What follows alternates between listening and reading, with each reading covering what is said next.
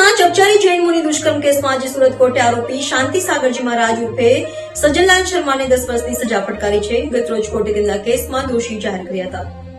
તો ચકચારી જૈન મુનિ દુષ્કર્મ કેસ આજે તેના અંતિમ તબક્કામાં પહોંચ્યો હતો. સુરત કોર્ટે આરોપી શાંતિ સાગરજી મહારાજ ઉર્ફે સજ્જનલાલ શર્માને આ કેસમાં 10 વર્ષની સખત કેદની સજા સંભળાવી છે. આ ઉપરાંત કોર્ટે આરોપીને ₹25,000નો દંડ પણ ફટકાર્યો છે.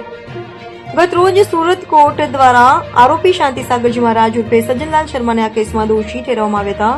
આ કેસ વર્ષ 2017નો છે, જ્યારે આરોપી શાંતિ સાગરજી મહારાજ ઉર્ફે સજ્જનલાલ શર્માએ વડોદરાની એક શ્રાવિકા યુવતીને તેના પરિવાર સાથે ધાર્મિક વિધિ કરવાના બહાને સુરત બોલાવી હતી. ત્યારબાદ આરોપીએ તેણીને એકાંતમાં રૂમમાં લઈ જઈ દુષ્કર્મ આચર્યું હતું.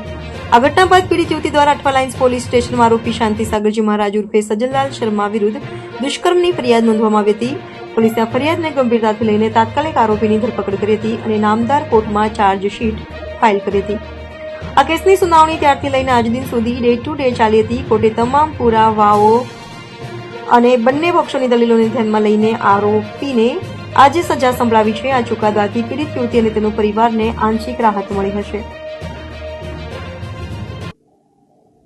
શાંતિ સાગરના કેસમાં સુરતના એડિશનલ સેશન જજ શ્રી A.K. શાહ સાહેબે ગઈકાલે આરોપીને કસૂરવાર ઠેરવેલો હતો.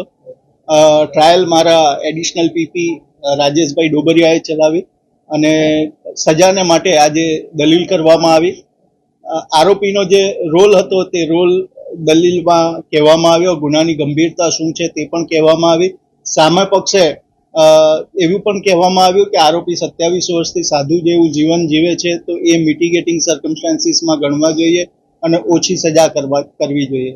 સરકાર પક્ષે પણ મહત્તમ સજા અને ન્યાયિક સજા કરવાને માટેની રજૂઆત કરવામાં આવી.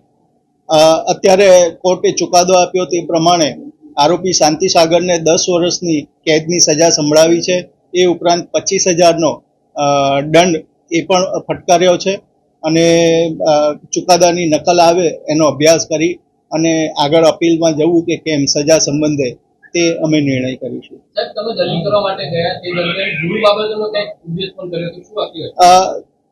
આરોપી પક્ષે એનું સાધુતાનું જીવનનું વર્ણન કર્યું. એટલે તે વખતે મેં કીધું કે સાહેબ, ગુરુનું કામ એવું હોય છે, ગુરુ બ્રહ્મા, ગુરુ વિષ્ણુ, ગુરુ દેવ મહેશ્વરા.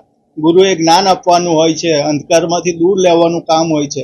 જ્યારે આ ગુરુએ છોકરીની સાથે જ આ રીતે બળાત્કાર કરી અને એને માનસિક અને શારીરિક ટ્રોમા પહોંચાડ્યો છે.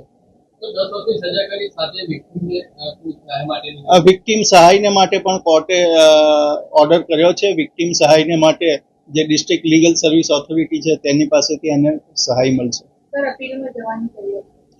કેસનો અભ્યાસ કર્યા પછી ચુકાદાનો અભ્યાસ કરી અને યોગ્ય સમયમાં સરકાર તરફે આ કેસમાં અપીલ કરવામાં આવશે.